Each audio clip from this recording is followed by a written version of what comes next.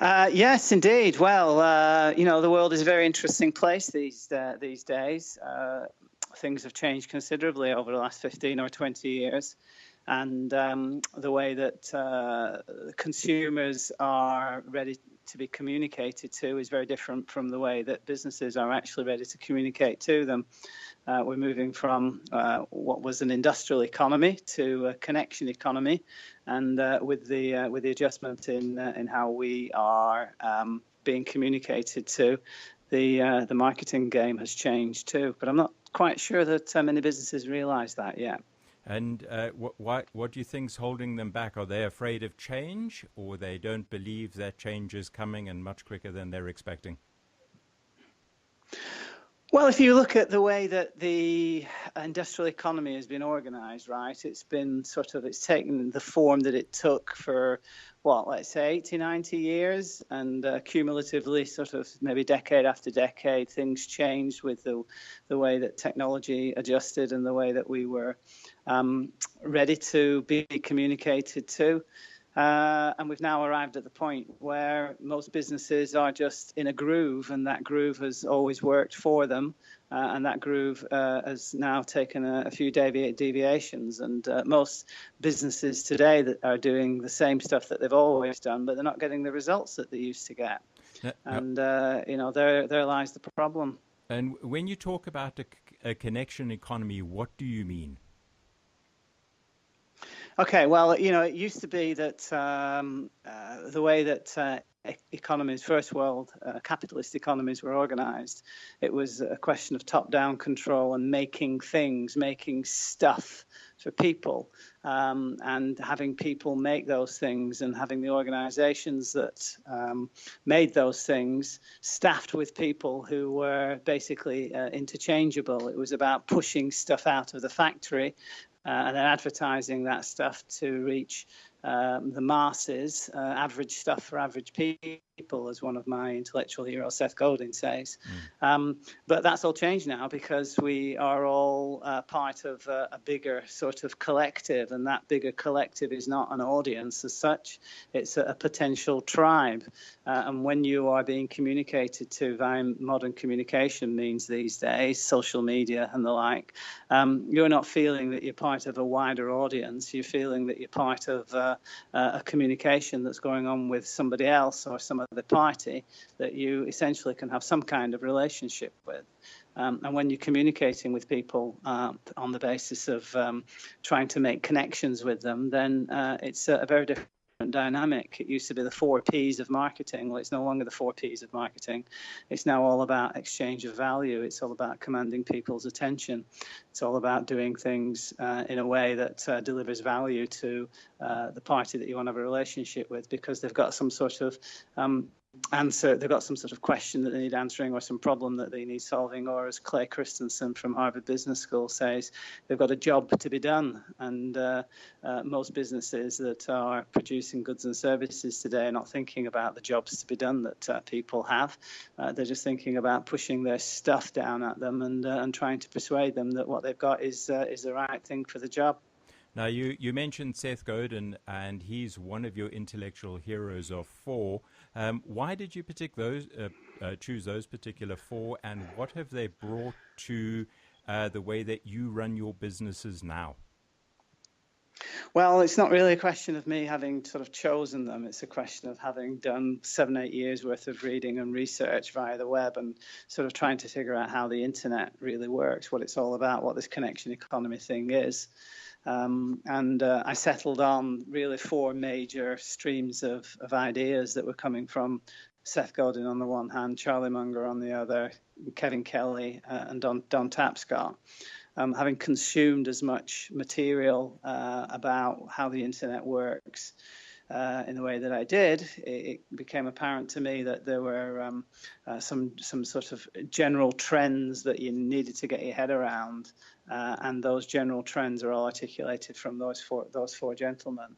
And on the basis of that, I was then sort of able to put together a business model that incorporates those ideas and anticipates the dynamics of the connection economy, where ultimately what you're doing is you're answering people's questions, you're helping to solve problems, and you're telling your own story so that the parties that you want to communicate with can really understand what you are all about, so that they can have a relationship with you based on authenticity, based on trust, and based on, you know, the fact that we're all human beings and we've all got our vulnerabilities.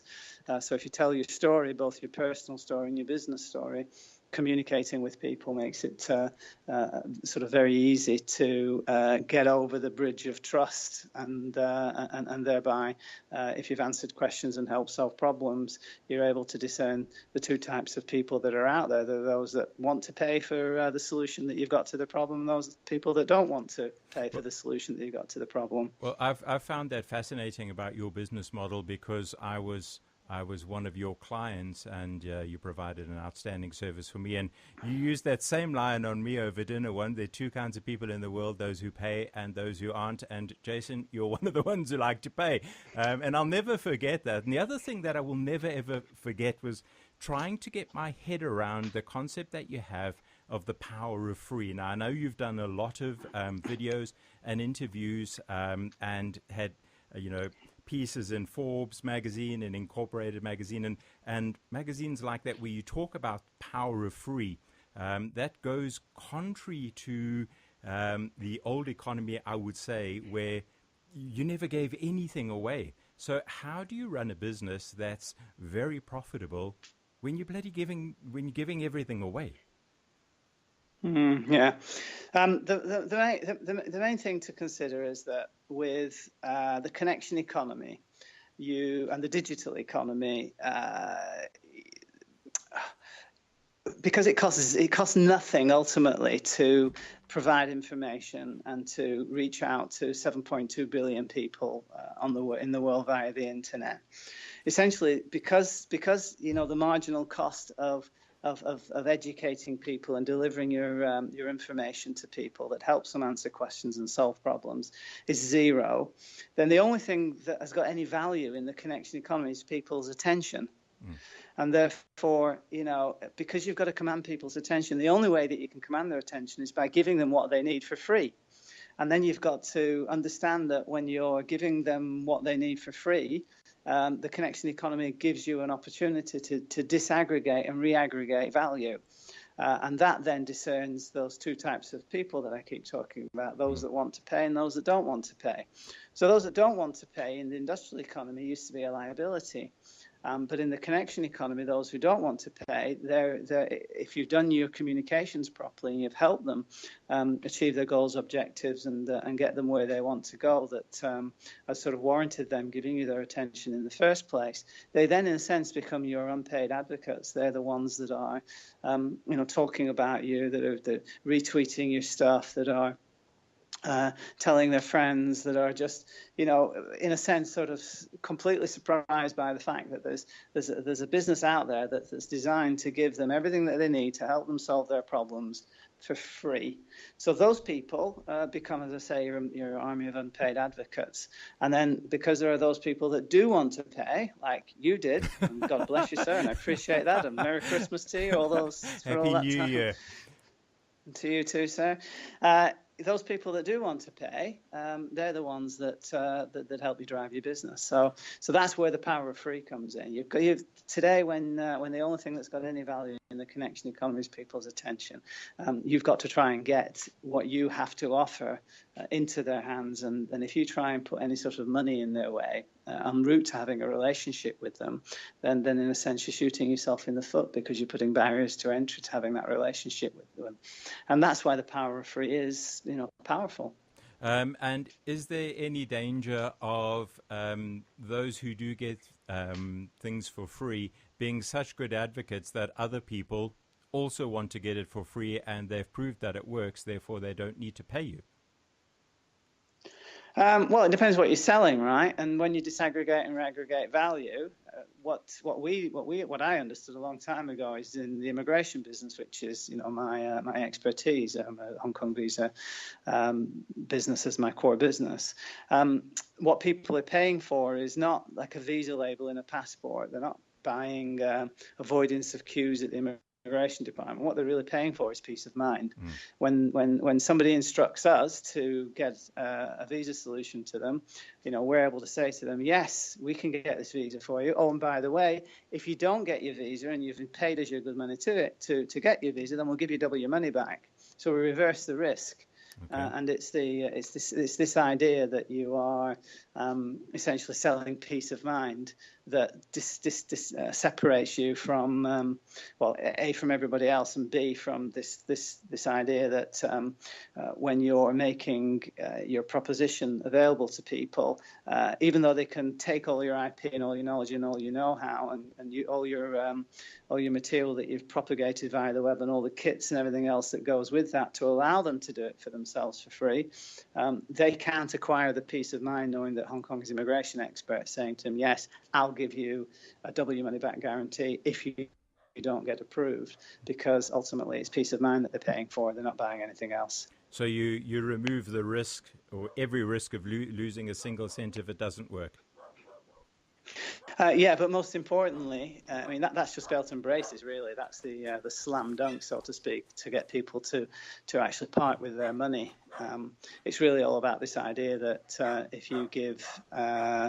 if I say as an expert that I'm going to get your visa, then that means they can achieve their goals, their dreams, their objectives for Hong Kong, and that's ultimately what they're paying for. Okay. What I'd like to do is to keep you on the line, have a little bit of a chat after this song. Is that okay with you? By all means. Fantastic. We'll come back in a minute. Yes, Brian Ferry and Roxy Music. We're chatting to Stephen Barnes all the way in Australia. We're talking about marketing and his journey in going from the industrial economy to the connection. Stephen, you've moved on somewhat in direction from your visa business. Not that you've moved away from that. You've created something called Intelligent Content Marketing. Tell us a little bit about that. Yeah, well, with all the lessons that I've learned from my intellectual heroes and the application of their ideas into my business model, I've learned a great deal about how the modern internet works. Now, in the final analysis, when you become, as I've called it, an intelligent content marketeer, what you ultimately become is a publisher. Now, the market for Hong Kong immigration services is it's a great market. It's worth, believe it or not, about $100 million a year in terms of total value of services that could be sold into that marketplace. The total addressable market is much less. I'd say about $15 million a year. But it's a market that's quite restricted. And reaching, that marketplace takes as much effort as it would take to reach a market of potentially, instead of 27,000 people a year, which is the Hong Kong immigration services space, perhaps 100 million people around the world would be interested in the ideas and the precepts behind intelligent content marketing. So what I did over the last 2 or 3 years is incrementally I've captured all of the knowledge and know-how that goes into intelligent content marketing through a collection of videos that I've shot and talks that I've given, and I've encompassed them all into a new website called intelligentcontent.marketing. And on there, basically, is all the IP, all the knowledge, all the know-how that goes towards essentially taking a connection economy business and then reconfiguring it in such a way so that you can operate and communicate in the connection economy. And following the adage of the power of free, I'm giving all of that away for free because, as I've said, in the connection economy, it's people's attention that drives value these days. And that's where intelligent content.marketing comes in. So that IP that you've created is something that anybody could apply to their own particular business, not necessarily a services-related businesses like yours, which is a legal practice at the same time? Well, it depends, right? I mean, there are some businesses that you can apply this knowledge to, and there's some businesses it's not practical to. I mean, if you sell furniture in a shop, then intelligent content marketing is probably not going to work for you because retail is retail, right? But if you are, selling marketing services, for example, or if you're selling any kind of professional service, if you're selling something that allows you to share knowledge and expertise, and as a result of sharing that knowledge and expertise, you've got something that you can sell at the back end, then intelligent content marketing is for you. So, for example, just a simple sort of topical example. In the last few months, I've gone through a bit of a sort of a metamorphosis personally into, getting very fit. I turned 55 at the end of last year, and I wanted to, be as fit as I can for, the latter part of my years. And there are some very clever people who are in the sort of fitness space that are using content and the ideas of intelligent content marketing without really sort of understanding possibly that they are using intelligent content marketing precepts. They're using very high quality content to help people sort of answer questions, solve problems, help them achieve their goals. And then they're selling stuff on the back end, like, for example, supplements to help you achieve your health goals. So there are wide swathes of today's economy that would allow you to apply the intelligent content marketing idea to the way that you operate, and then, as I say, disaggregate and reaggregate value, and therefore make great progress. And the really exciting thing about intelligent content marketing is that you can steal a march on all the industrial economy incumbents who have, secured significant market share in their spaces down the years. And because they're continuing to do what they do in the way that they've always done it, they just think that the connection economy is just sort of, what they've always is. They think that connection economy is the industrial economy with smartphones, but that's not the case at all. So yeah, certainly you can look at any particular niche, and then you can say, who are the strong content competitors on the internet, and if those niches don't have a strong content competitor, whether that's a global competitor, whether it's a regional competitor, whether it's just a competitor in your neighborhood or in your city, if you come up with high quality content that helps people answer questions and help them solve problems and helps them achieve their goals, you tell your story, both your personal story and your business story, and then deliver material that allows them, as I say, to get value out of that. You can create relationships, and if you know what you sell, as we sell peace of mind, and with intelligent content marketing, we're basically selling the ability to transition. If you know what it is that you sell, then you're on your way to make great strides and steal the thunder of your competitors. Well, I would have said that your business, in that you're a lawyer, would be a traditional bricks and mortar kind of operation that relied on a one-on-one and with a huge element of trust. But you've managed to disrupt the visa space in Hong Kong in a very big way. Do you think this has come as a wake-up call to your biggest competitors? Great question. The reality is no. And the reason for that is because if you have been operating in the industrial economy model for 30, 40 years, and you've built up an organization, as most of my major competitors in immigration in Hong Kong have been, if you've built up an organization that is wired a particular way, it's like the proverbial oil tanker, right? By the time you have to turn an oil tanker, many kilometers have passed before you've been able to actually steer the ship around.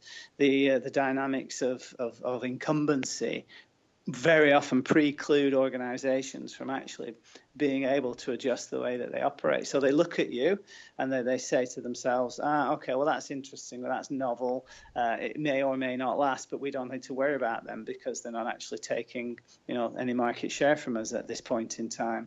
But what they don't understand is that over time, if you continue to publish, you begin to map the knowledge graph, you begin to dominate search, you then redefine the way that a particular service is delivered and the certain expectations in the marketplace of how that service is going to be supplied. All of that changes. So by the time your major competitors have woken up to what you're up to, it's too late, and they have to cede the ground. I was chatting to one of my mates over the weekend, and we were talking about another a big music retail chain over here. And earlier on, I was bemoaning a small piece of like a record cleaner that I bought from their competitor. I wonder if 10 or 15 years ago, they would have said, no, there's nothing that can come along and uproot us. But if you have a look at Spotify, iTunes, all of the stuff that you can now buy online, you don't walk into a traditional shop and buy a CD, not like you used to. It's the same with, when was the last time you had a film developed? Where have all they gone? Well, yeah. Well, exactly, Jason. And, HMV, right? HMV is the classic example of disruption. 30 years ago, HMV had the perfect business model. They sold music that was distributed via shops. It was distributed in a format. If you broke it or you lost it or you lent it to somebody else, you had to repurchase it. When the music was played via radios, they got paid for every time the thing was played. Essentially, it was the perfect business model. And then something came along that just disrupted it. And the music industry just didn't respond. They couldn't respond, and now you've got a completely new way of consuming music and the way that music is remunerated. Right, Spotify, a great example. It's about subscription and the way that artists get paid, and then you've got the long tail effect, and you just allowing consumers to have a much greater choice. And it's as Seth Godin says, it used to be, average stuff for average people, but it's no longer average stuff for average people. Now the internet gives you the ability to deal with the outliers and the middle guys, so they're neither here nor there. So the music industry is a perfect example of how the connection economy is disrupted an industrial economy business, and digital photography. Did you know, for example, that Kodak actually came up with the very first digital camera, and they had a digital solution, but because they were so heavily invested in the film business and the way that all of that worked, that they never pursued it because they didn't want to cannibalize their existing revenues. And so, lo and behold, what happened? The thing, I think there's a positive and negative to it. You mentioned subscriptions a minute ago. Now, I've had my own sort of resistance to it. I bought, I don't want to mention the brand, but they do, you buy a CD and basically you can do music editing, you can do video editing, you can do any sort of editing, graphic design, that sort of thing.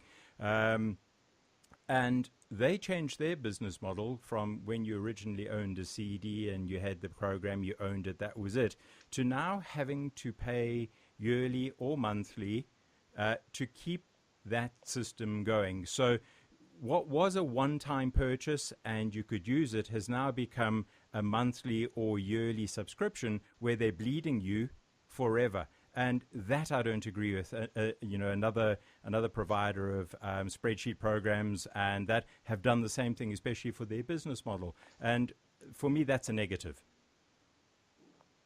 Well, that's true. I take your point there. But by the same token, if we apply radio stations, you're thinking to radio stations. 15 years ago, there was no chance of you having digital bacon FM, right? A radio station of your own. We have an opportunity to create an audience and to deliver value and to appeal to a particular, segment of the world market that are interested in the kind of things that you have to say and the things that you have to share and the music that you play. That was an impossibility 15 years ago. But look, here you are, flying strong. Sure. I suppose that, as you said earlier, you've become a publisher of sorts. Now, I know that you have a very big presence on the internet. Give me a brief understanding on how the internet works and how you've manipulated it to work for your business. Well, okay, I wouldn't say manipulation is the way that I've achieved outcomes. What I've come to understand is that people have problems, and when they have problems, they go looking for a solution. And where they look for a solution now is through the Google search box, right? They look on the internet. And increasingly, people are asking questions of Google. For example, in my niche, immigration in Hong Kong, what's the minimum salary for a Hong Kong employment visa approval? So people will type, what's the minimum salary for Hong Kong visa approval, employment visa approval.